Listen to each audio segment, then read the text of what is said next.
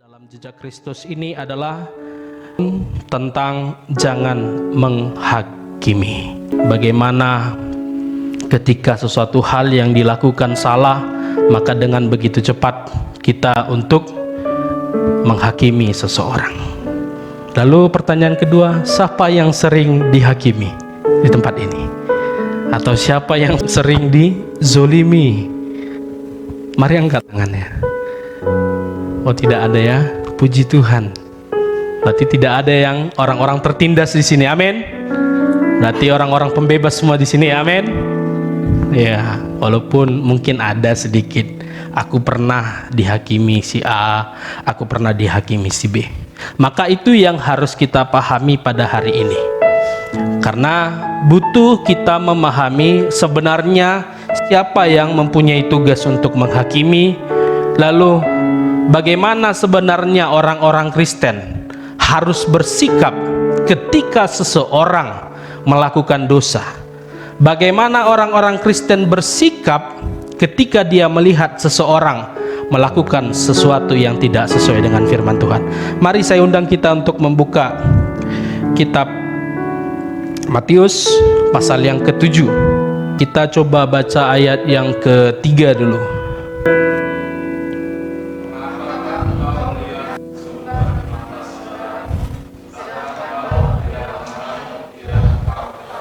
Ayat 4.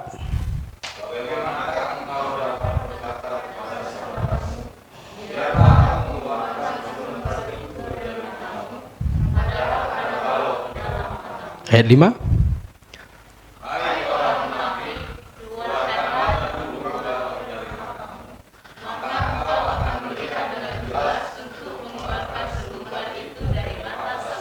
Jelas firman Tuhan. Jadi kalau orang yang bisa menilai dosa orang lain, orang yang bisa menilai dosa orang lain, bahkan sampai kepada taraf dia menghakimi orang lain, dia termasuk orang-orang munafik. Kenapa munafik? Mari kita ingat yang kita baca tadi. Oleh karena apa? Orang yang mampu melihat kesalahan orang lain lalu sampai kepada taraf menghakimi, itu artinya dia belum mengkoreksi dirinya sendiri. Kalau kita memahami bagaimana konsep tentang tabiat keberdosaan di tengah-tengah kehidupan manusia yang diturunkan dari Adam dan Hawa sampai kepada generasi kita saat ini, maka sebenarnya jawaban yang sangat pasti dan tegas adalah tidak ada manusia yang layak untuk menghakimi oleh karena dia masih berdosa. Maka carilah siapapun manusia di tengah-tengah dunia ini, entah dia pendeta kah, entah dia pelayan gereja kah, termasuk apakah dia uskup kah atau dia romo segala macam. Adakah dari mereka yang tidak berdosa? Ada? Jikalau tidak ada, itu artinya tidak ada manusia yang ada di tengah-tengah dunia ini yang boleh dan layak untuk menghakimi. Lalu mengapa kita tidak boleh menghakimi? Mari kita buka Matius 7. Masih Matius 7 ayat yang pertama sampai ayat kedua. Kita baca bersama-sama ya.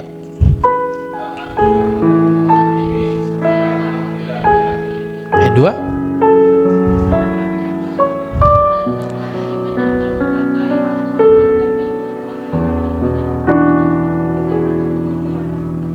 Kita ulang ya, ayat 2, 22 ya.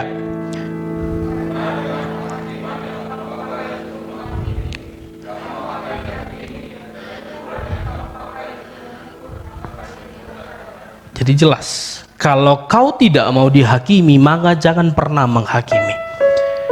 Kalau engkau tidak mau dituntut, maka jangan pernah menuntut. Sama seperti konsep, kalau kau mau dihargai terlebih dahulu, hargai orang lain. Kalau kau tidak mampu untuk menghargai orang lain, bagaimana orang lain akan menghargaimu? Lalu bagaimana jikalau kau mampu untuk menghakimi orang? Lalu dalam anggapanmu kau tidak perlukah dihakimi?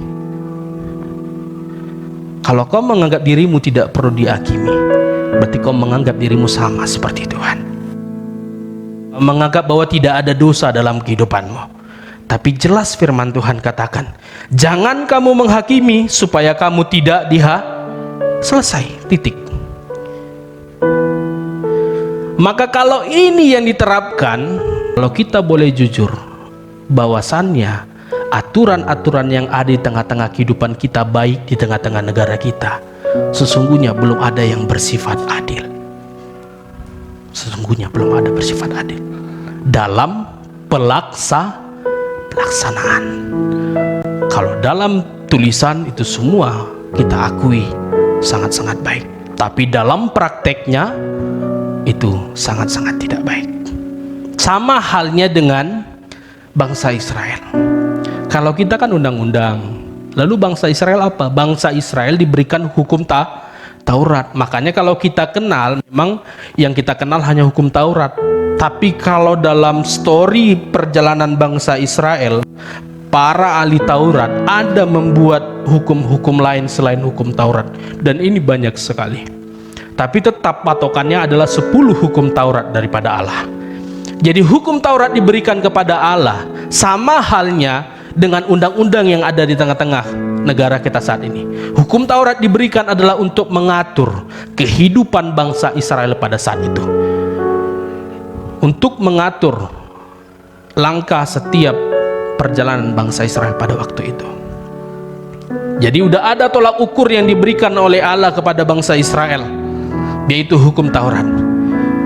Jika seseorang membunuh, berarti dia melanggar hukum Taurat. Udah ada patokannya.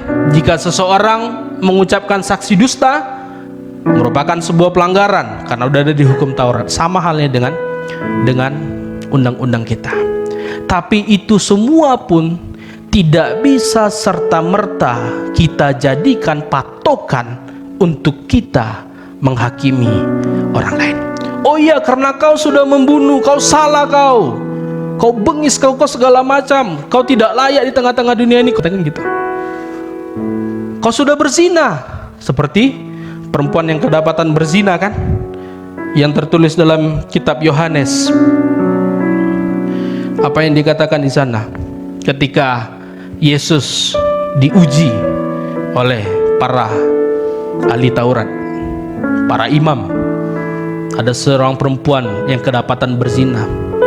Yesus katakan apa kepada mereka? Yesus hakimi kah?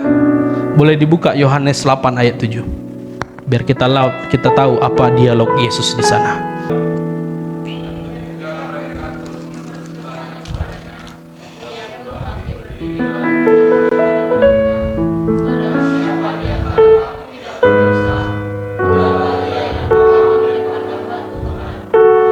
Lalu ada yang melempar. Ada atau tidak? Tidak ada. Sementara jelas hukum Taurat katakan jangan berzina, dan seharusnya dia Kalau tidak ada Yesus pada saat itu, apa yang terjadi pada perempuan itu? Mati. Oleh karena itulah kekuatan dari penghakiman jikalau yang melakukannya adalah manusia. Jadi siapa yang seharusnya melakukan penghakiman kepada manusia? Kitab Yakobus pasal 4 ayat 11. Yakobus pasal 4 ayat 11.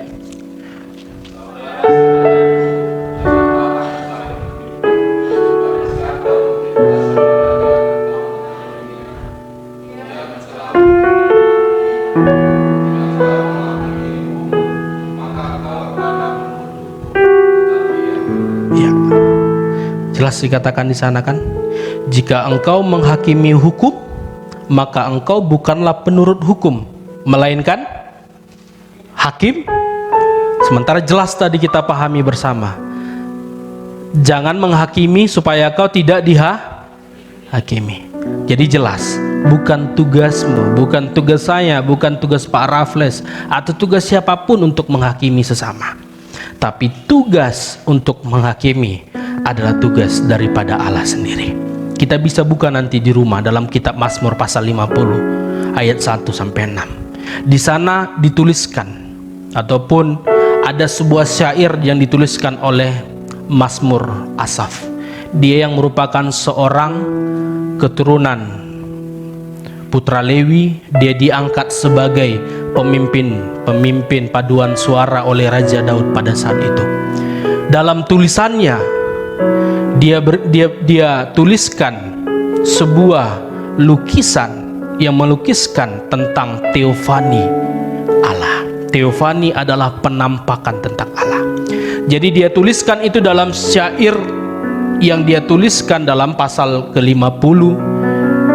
Dia mau katakan di sana pada ayat yang ke-6, dia mau katakan di sana bahwa biarlah langit memberitakan keadilan Allah, sebab Allah sendirilah hakim.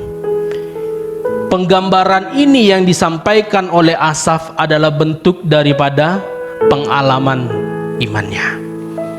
Mengapa dia bisa mengatakan secara demikian? Oleh karena ada pengalaman spiritualitasnya dengan Allah, sehingga dia gambarkan penampakan Allah atau teofani Allah itu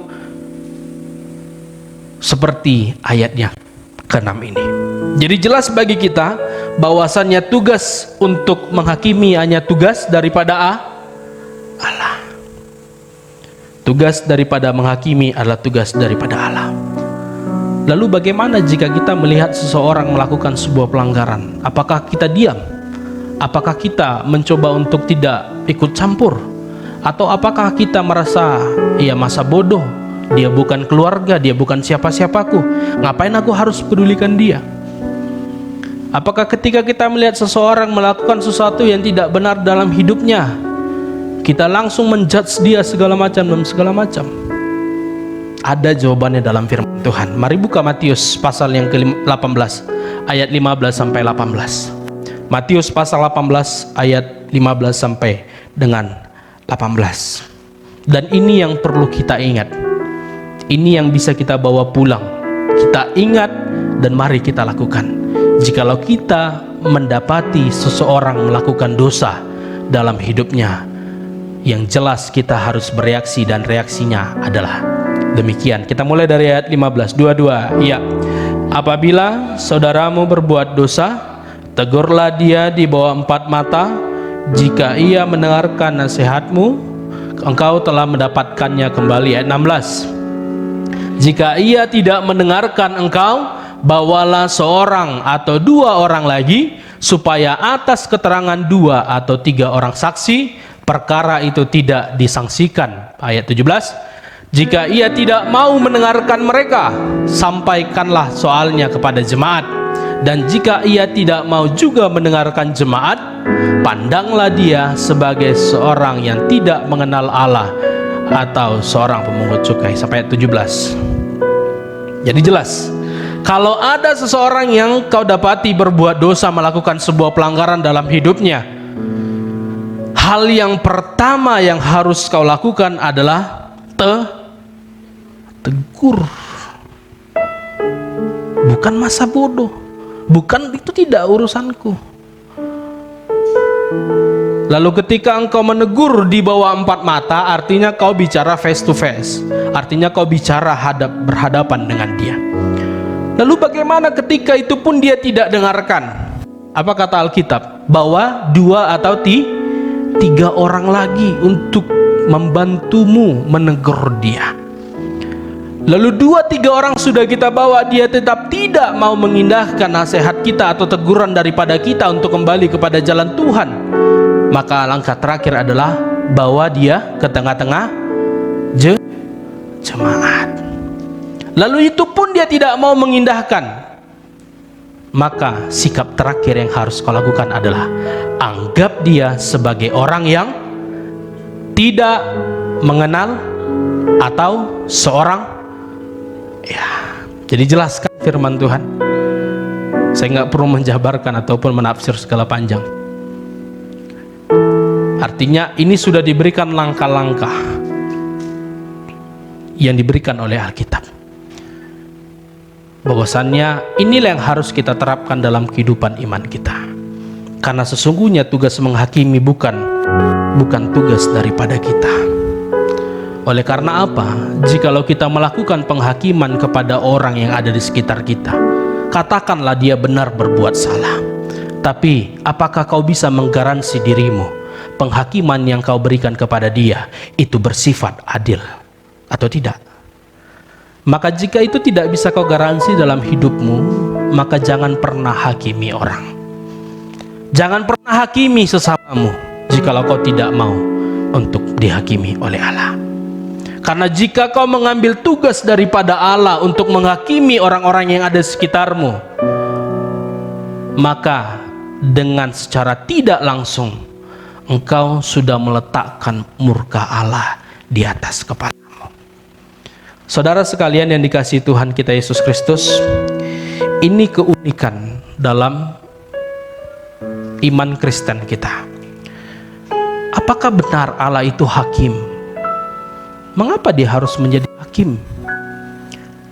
Lalu kenapa dia di perjanjian baru dia penuh dengan kasih, dia penyayang? Maka ada sebuah gerakan dalam menangkis ataupun menjawab pertanyaan-pertanyaan ini dan dirumuskan, dan ini dianggap sebagai gerakan-gerakan yang sesat, yaitu ajaran gnostik. Ajaran gnostik adalah mempersalahkan Allah dalam kitab perjanjian lama. Dia menganggap Allah perjanjian baru lebih baik daripada Allah perjanjian lama. Oleh karena apa? Dalam mindset pikirannya, mengapa Allah harus menghakimi manusia kalau dia yang menciptakan manusia? Tapi firman Tuhan hari ini yang mau saya katakan, tidak ada bedanya Allah dalam perjanjian lama dan Allah dalam perjanjian baru. Dia yang dulu, dia yang sekarang, dan dia tetap yang akan datang. Kalau dia menghakimi dalam perjanjian lama, bukan berarti dalam konteks perjanjian baru Allah tidak menghakimi.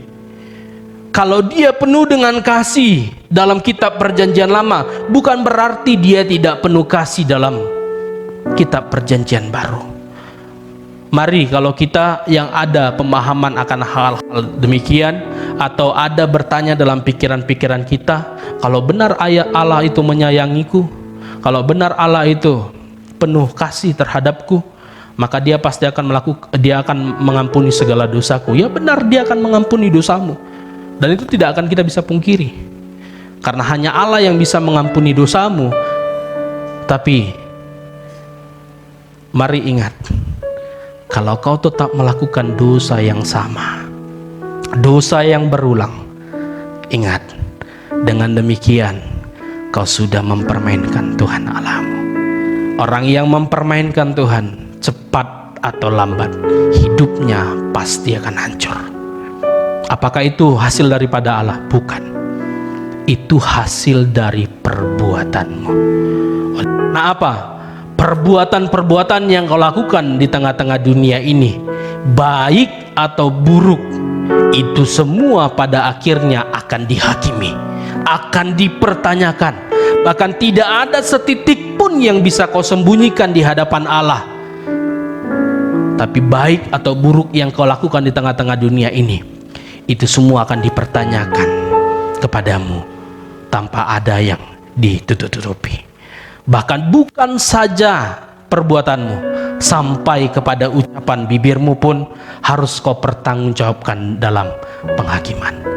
Makanya ada sebuah perumpamaan ataupun semboyan, mulutmu harimaumu. Orang menghakimi dengan mulut, nggak bisa dengan mata kan? Bisa dengan mata kan? Tidak. Atau bisa dengan hidung kan? Nggak bisa. Tapi orang menghakimi dengan mulut. Bukan saja mulut yang menjadi ancaman dalam kehidupan manusia saat ini, bahkan jari-jari ini pun sudah bisa dengan kecanggihan teknologi. Maka saya mau katakan, jangan oleh karena mulutmu dan jarimu kau menganggap dirimu setara dengan Tuhan. Sampai kapanpun, sebetapa seriusnya pun kau mendengarkan firman Tuhan, sehebat-hebatnya kau pun seperti Martin Luther berdoa sampai berbelas-belas jam, ingatlah, dosa itu melekat dalam hidupmu. Dan hanya pada kedatangan Yesus yang kedua kali, itu bisa dilepaskan dan engkau lahir baru. Engkau bersama dengan Dia hidup dalam kekekalan.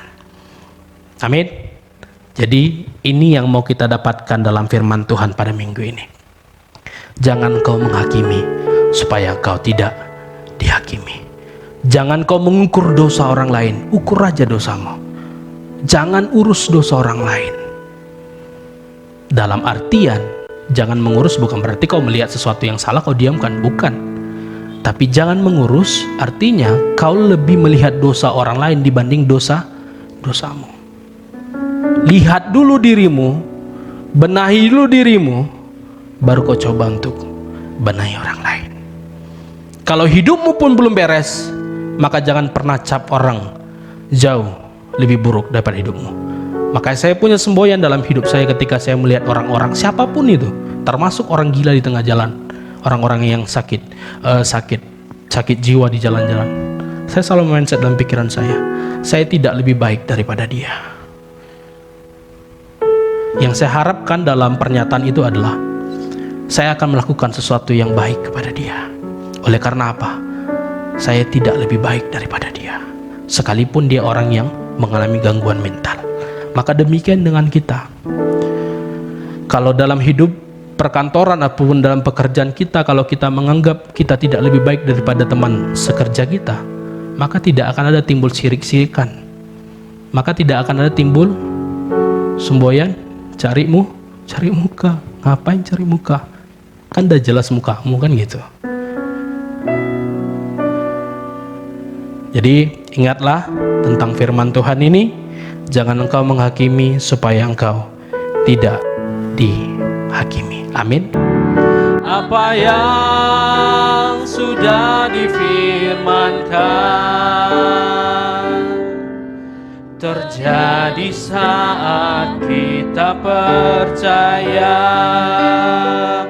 meskipun 1000 tangan manusia menarikmu jatuh, namun Tuhan yang bela, tangannya sanggup membuatmu naik ke gunung. Percayalah, Tuhan yang bela.